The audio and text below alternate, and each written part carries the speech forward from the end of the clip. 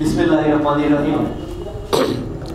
আমার প্রিয় আমাদের শ্রদ্ধেজন গুরুজন, এই সিলেটের রাজনীতির এক পুরোধা শ্রদ্ধেয় বদরুজ্জামান সেলিম ভাই, আমার সিনিয়র বন্ধু সাংবাদিক সহ আমার অনেক ক্লাস ফ্রেন্ড এখানে উপস্থিত আছেন, যারা অনেক কষ্ট করে এখানে এসেছেন। আপনাদেরকে আমি আন্তরিক মুবারকবাদ জানাই এবং জানাই সশ্রদ্ধ সালাম। আসসালামু আলাইকুম। জালালাবাদ প্রেস ক্লাব আজ তার 50তম প্রতিষ্ঠা বার্ষিকী পালন করছে। আমাদের শ্রদ্ধেয় রাজনীতিবিদ এবং জনপ্রতিনিধি জনাব কয়েসুদ্দি সাহেব একটু আগে যা বলে গেলেন, আমরা তার সাথে একমত। আমাদের আজকের প্রোগ্রামটা আরও জাঁকজমক এবং ঔজ্জ্বল্যপূর্ণ হওয়ার কথা ছিল, কিন্তু পরিতাপের বিষয় আমরা সেটা করতে পারিনি।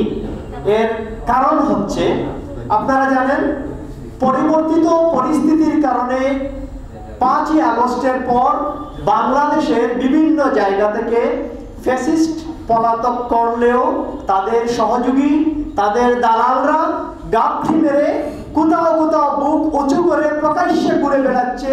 তার মধ্যে সিলেটের সাংবাদিক অঙ্গন অন্যতম।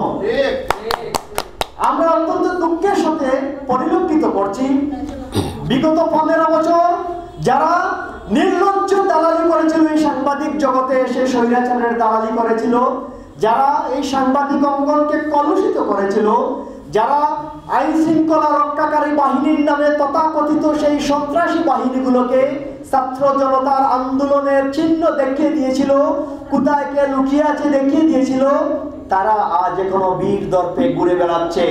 এবং সরকারি বেসরকারি বিভিন্ন প্রোগ্রামে দেখা যাচ্ছে সেই সব দালালরা প্রধান অতিথি, বিশেষ অতিথি হয়েও যাচ্ছে, যা আমাদের জন্য খুব দুঃখের এবং পরিতাপের বিষয়। জালালাবাদ প্রেস ক্লাব এক জাগ উদ্যমী তরুণ সাংবাদিকদের সমন্বয়ে নবগঠিত এই কমিটি তাদের যে কার্যক্রম চালিয়ে যাচ্ছে, তার আগে তারা যে কার্যক্রম চালিয়ে যাচ্ছিল, আমাদের বরেণ্য রাজনীতিবিদ জনাব বদরুজ্জামান সেলিম ভাই, ওনারা অসংখ্য মামলার আসামি হয়েছেন রাজনৈতিক সরাসরি নেতৃত্বের কারণে। আর আমাদের এখানে যে সাংবাদিকরা আছে, হয়তো এদের বড় কোনো পদ পদবি ছিল না, হয়তো ওরা বড় মাপের কোনো নেতা ছিল না, কিন্তু ওদের অপরাধ ছিল। কি সেই অপরাধ? ওরা জাতীয়তাবাদের আদর্শে বিশ্বাসী ছিল। তারা সাদাকে সাদা বলতে পারতো, কালোকে কালো বলতে পারতো, এটাই ছিল তাদের অপরাধ। যার কারণে তাদেরকেও হতে হয়েছে মামলার আসামি, তাদেরকেও পালিয়ে থাকতে হয়েছে, তাদেরকেও তাদের প্রতিষ্ঠানে সফলভাবে সঠিকভাবে কাজ করতে বাধা প্রদান করা হয়েছে। সম্মানিত সহকর্মীবৃন্দ, আমার সামনে উপবিষ্ট আমাদের জালালাবাদ প্রেস ক্লাবের কয়েকজন সদস্য আছেন যারা কোনো না কোনোভাবে গুলিবিদ্ধ, কোনো না কোনোভাবে আহত, কোনো না কোনোভাবে তারা শারীরিকভাবে লাঞ্ছিত হয়েছিল সেই জুলাই আগস্টের আন্দোলনে। এমনকি 5ই আগস্ট ফ্যাসিস্টরা যখন পালিয়ে যাওয়ার সময় শেষ মরণ কামড় দিয়েছিল এই চৌহট্টায়, তখনও আমাদের এই শাহীন গুলিবিদ্ধ হয়েছিল। আমাদের এই যে তরুণ প্রজন্ম সাংবাদিকতা করতে আসছে, আমি আমার সম্মানিত বদরুজ্জামান সেলিম ভাইয়ের সাথে আগে কথা বলছিলাম যে আমার বক্তব্যের মাঝে আমরা বলবো আমরা কিভাবে এই আন্দোলন, ছাত্র জনতার আন্দোলনে আমরা সম্পৃক্ত ছিলাম। আমরা নিজেদের জীবন বিপন্ন করে, আমরা পারিনি তখন কোনো স্যাটেলাইট টেলিভিশন, কোনো পত্রিকাতে আমরা আমাদের সংবাদ প্রচার করতে পারিনি, নিষেধ দেওয়া হয়েছিল। তারপরও আমরা নিউজগুলো পাঠাতাম, বিনিময়ে আমরা আমাদের অফিস থেকে অনেক বকুনি যখনই খেতে হয়েছে, এমনকি আমাদের কার্ড রিনিউ করবে না বলেও হুঙ্কার দেওয়া হয়েছিল। আল্লাহর কি কুদরত, তার আগেই 5ই আগস্ট হয়ে গেল। ইনশাআল্লাহ আমরা আমাদের দায়িত্ব সঠিকভাবে পালন করে যাচ্ছি।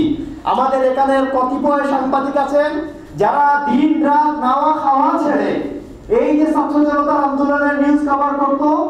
আপনাদেরকে একটা তথ্য দিয়ে রাখি, যখন এই ফ্যাসিস্ট গভর্নমেন্ট অনলাইন সম্পূর্ণ বন্ধ করে দিয়েছিল, ছাত্র জনতার আন্দোলনের খবর কিভাবে পাবেন? আমাদের তারা এই সাংবাদিকবৃন্দ বিভিন্ন পয়েন্টে পয়েন্টে এক একজন করে চলে গিয়েছিল, একসাথে কোথাও মারা যায় নাই। ওইখান থেকে টেক্সট মেসেজের মধ্যে তার খবর আদান প্রদান করতো এবং কোথাও খাবারের অভাব হলে আমাদেরকে বলতো, আমরা খাবার তৈরি করে শহরের অনেক অলিতে গলিতে টুকরির মধ্যে রেখে দিতাম, যা তারা জানতো নিয়ে যেত, ওরা খেত। এইভাবে আমরা সহযোগিতা করার চেষ্টা করেছি। সর্বশেষ আমাদের অনেক সাংবাদিককে হুমকি দেওয়া হয়েছে, ঘরে উঠে নাকি জবাই করা হবে। আমাদের এই এক সাংবাদিক কান্না করে দিয়েছিল 4 তারিখে, ভাই আমার তো বউ বাচ্চা নিয়ে আছে, আমি তো পালিয়ে যেতে পারবো, যদি ওদেরকে মেরে ফেলে, বলে আল্লাহ আছেন আমরা দেখবো। এইরকম ওদেরকে হুমকি ধমকি পর্যন্ত দেওয়া হয়েছিল।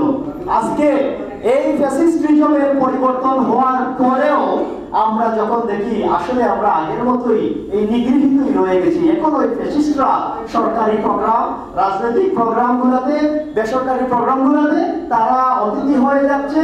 তারা এখন নব্য চেতনাধারী সাজার চেষ্টা করছে।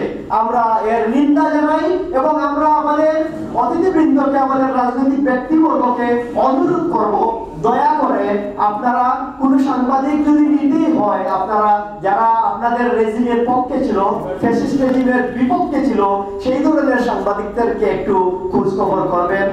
আমরা তাতে নিজেদেরকে ধন্য মনে করব। আমরা আরেকটা জিনিস বলতে চাই, ইনশাআল্লাহ আমাদের কয়েসুদ্দি ভাই যেটা বলে গেছেন, আগামী 51তম প্রতিষ্ঠা বার্ষিকী আমরা যেন জাঁকজমকপূর্ণভাবে করতে পারি।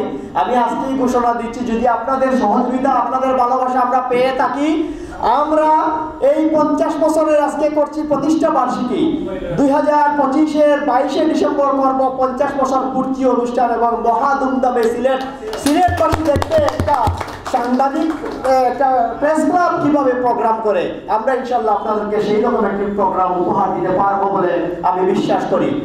সর্বোপরি মহান আল্লাহর কাছে আমরা সাহায্য কামনা করি, আমরা যেন সততা এবং ন্যায়পরায়ণতার মধ্যে থেকে আমাদের কার্যক্রম আমরা চালিয়ে যেতে পারি।